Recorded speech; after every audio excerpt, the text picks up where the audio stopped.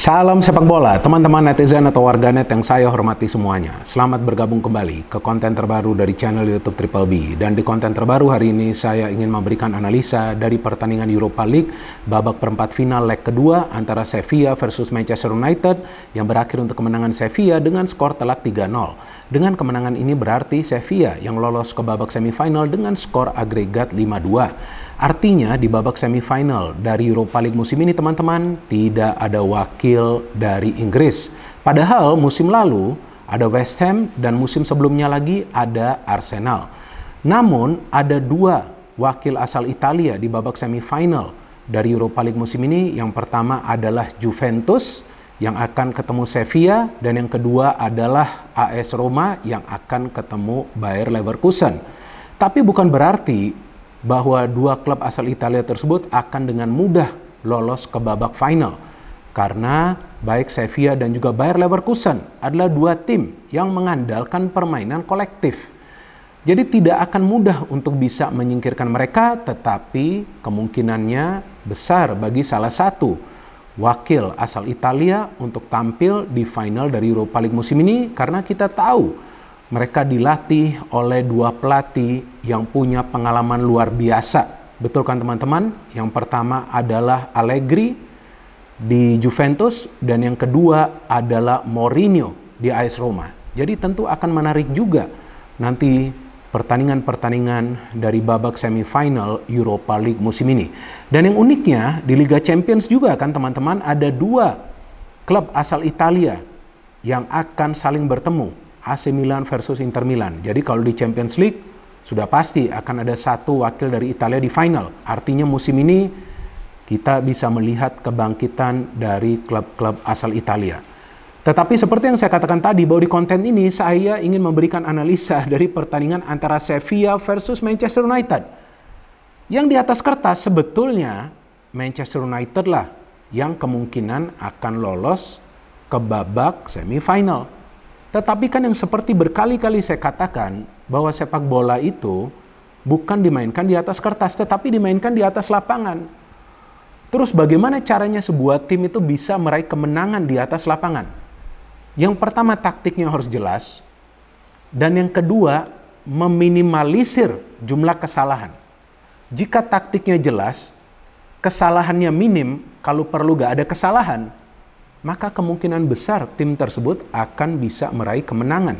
Bukan saja di satu pertandingan, tetapi mereka bisa meraih kemenangan secara konsisten, atau yang biasa saya sebut permainan yang konsisten secara berkesinambungan supaya bisa mendapatkan hasil-hasil akhir yang positif. Dan memang kalau dari segi materi pemain, sebetulnya Sevilla pun punya materi pemain yang bagus. Ada Rakitic, ada En-Nesyri, ada Ocampos, ada Bade, ada Marçao, ada juga penjaga gawang mereka Bono, ada Acuna, ada juga Lamela, bahkan ada beberapa pemain yang bermain di Piala Dunia tahun lalu. Manchester United tentu dari materi pemain juga bagus, bahkan menurut saya sedikit unggul daripada materi pemain dari Sevilla.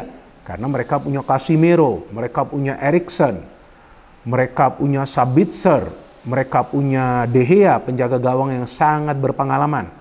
Mereka punya Dalot, kemudian mereka punya Rashford yang bermain sebagai pemain pengganti, punya Anthony. Tetapi pemain-pemain yang bagus ini sayangnya tidak bisa bermain kolektif selama 90 menit jalannya pertandingan. Seperti juga yang mereka tunjukkan di leg pertama ketika bermain di Old Trafford, betul kan? Pada saat itu MU sudah unggul dengan skor 2-0. Jadi mereka mungkin mengira mereka telah meraih kemenangan dan mereka akan membawa keunggulan 2-0 tersebut ke leg kedua. Tetapi kemudian Sevilla bisa comeback. Caranya seperti apa? Mereka mengandalkan umpan-umpan crossing yang terlihat juga sulit untuk diantisipasi oleh para pemain Manchester United. Jadi leg pertama itu ketika ada crossing masuk setelah MU unggul dengan skor 2-0, itu kan seharusnya Malaysia itu menghalau bola. Tetapi dia melepas bola tersebut. Mungkin dia gak tahu atau gak menyangka ada pemain di sebelahnya, yaitu Navas kan. Ternyata ketika dia melepas bola tersebut, dia tidak menghalau. Navas dapat bola, dia crossing, terkena Malaysia, terkena De Gea, masuk. Jadi gol bunuh diri lah dari Malaysia.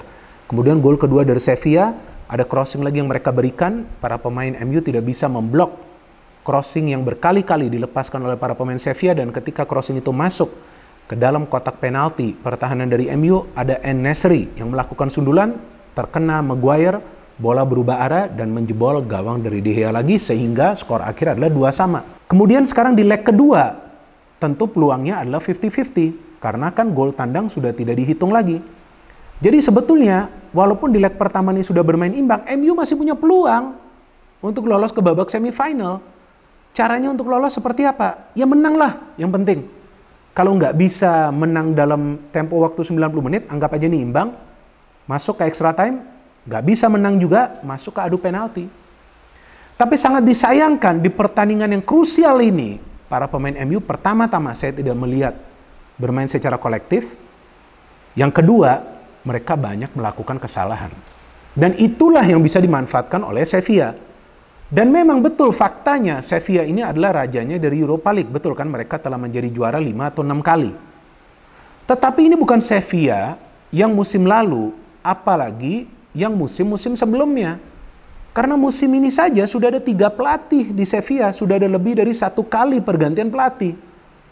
Mulai dari Lopetegui, Jorge Sampaoli, dan sekarang Jose Luis Mendilibar yang baru 1 bulan melatih Sevilla. Dan fakta lainnya juga betul bahwa banyak pemain dari MU itu absen di pertandingan ini. Tetapi itu bukan faktor utama MU kalah.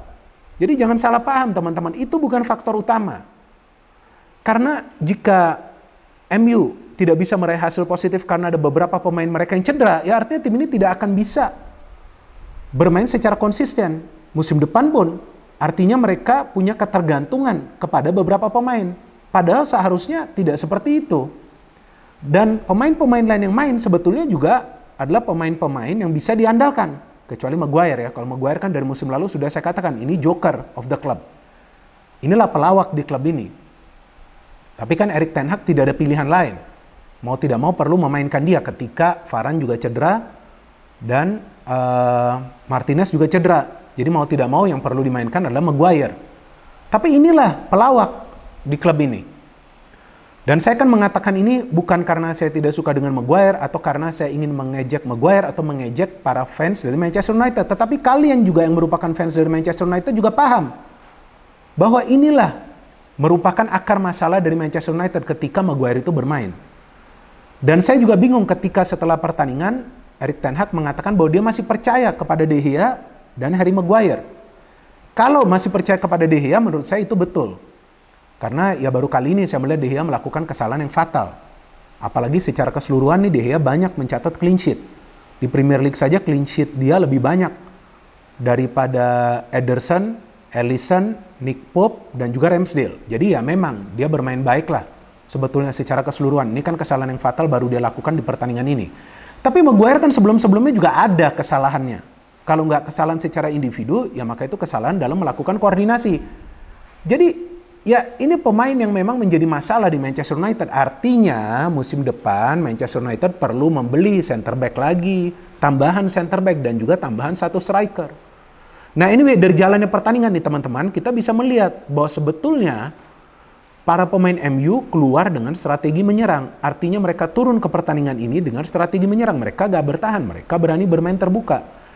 Tapi mereka juga menyulitkan para pemain Sevilla di menit-menit awal itu untuk menguasai bola. Artinya ketika mereka sulit build up ke depan, mereka akan memberikan bola itu ke belakang. Itulah yang dilakukan oleh Harry Maguire. Dia memberikan bola ke belakang.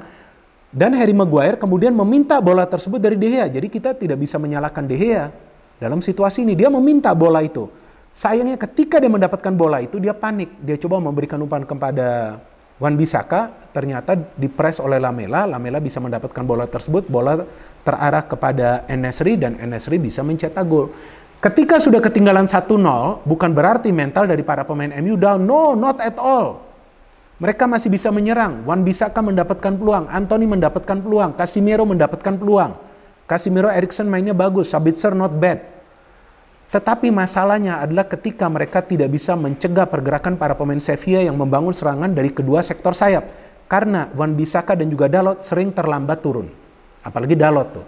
Maka itu Sevilla berkali-kali menyerang dari sektor sayap. Dan lagi-lagi seperti di leg pertama, para pemain MU sulit untuk memblok crossing-crossing yang dilepaskan oleh para pemain Sevilla. Sebetulnya Sevilla sudah mencetak gol kedua itu kan dari Ocampos. tetapi memang akunnya sudah offside. Memasuki babak kedua, saya kira bahwa nih MU mungkin bisa menyamakan kedudukan, kemudian ya pertandingan ini masuk nih ke extra time nih ya. Itu perkiraan saya sih. Tapi ternyata dari corner mereka tertinggal lagi. Saya masih ingat tuh di leg pertama ada peluang juga dari Sevilla dari corner. Nian Zhao kalau nggak salah tuh nama pemainnya, hampir mencetak gol. Umpannya dari Rakitic juga. Kali ini justru mereka tidak bisa memblok umpan yang masuk dari Rakitic. Bade ya pemain mereka, kalau nggak salah tuh namanya Bade, yang mencetak gol kan, yang membuat skor menjadi 2-0. Nah saya lupa nih namanya, karena ini pemain yang tidak bermain di leg pertama ya, ketika bermain di Old Trafford. Nah betul, Bade kan namanya. Ini pemain yang diturunkan sebagai starter nih di pertandingan ini, center back, dan ternyata terkena bahunya ya, bukan heading dia. Sudah 2-0, nah di sini saya melihat para pemain MU agak goyang. Jadi mereka lebih bermain individu, memang mereka ada menciptakan peluang, tetapi saya ngelihat bahwa lebih banyak peluang mereka itu dari luar kotak penalti ya. Dan akhirnya gol ketiga dari Sevilla justru adalah kesalahan dari De Gea. Saya sama sekali gak menyangka De Gea akan melakukan kesalahan seperti itu. Bola tertuju ke defense, De Gea keluar dari garis gawangnya, dan dia mungkin coba untuk menghalau atau mengumpan bola gak jelas. Ternyata dia tidak melakukan itu dengan baik, dan ternyata di sana ada En-Nesyri yang bisa mencetak gol kedua bagi dirinya di pertandingan ini, dan gol ketiga bagi Sevilla. It means game over. Manchester United kalah dengan skor telak 3-0. Apa yang bisa kita pelajarin dari pertandingan ini? Bahwa ketika bermain di kandang tim lawan dan ketika skor agregatnya itu masih imbang, perlu berhati-hati ketika memainkan ball possession. Perlu berhati-hati ketika memainkan bola di area sendiri. Perlu waspada dengan pressing dari para pemain tim lawan. Di pertandingan ini pressing dari para pemain Sevilla luar biasa di final third, di ruang pertahanan dari MU, dan ketika para pemain MU coba untuk menyerang dari tengah, mereka membentuk barikade di tengah. Maka itu tampak compact football dari Sevilla ini unggul, menyulitkan para pemain MU untuk menciptakan peluang dari tengah. MU menyerang dari kedua sektor sayap, melibatkan juga dua fullback mereka yang sayangnya sering terlambat turun. Maka itu para pemain Sevilla pintar memanfaatkan crossing-crossing dari kedua sektor sayap, dan juga mereka bisa melakukan penetrasi dengan lebih banyak mengandalkan direct passes. So well done Sevilla, mereka layak untuk lolos ke babak semifinal, dan MU tersingkir karena kesalahan dari para pemain mereka sendiri mulai dari leg pertama sampai ke leg kedua ini. Kita tunggu nanti apa pembenahan yang bisa dilakukan oleh Erik ten Hag. Memang MU masih punya peluang untuk menjadi juara dari Piala FA, tapi jika para pemain mereka kembali melakukan kesalahan, bukan tidak mungkin mereka juga akan gagal di Piala FA. No hate, no politics, only football. Salam sepak bola.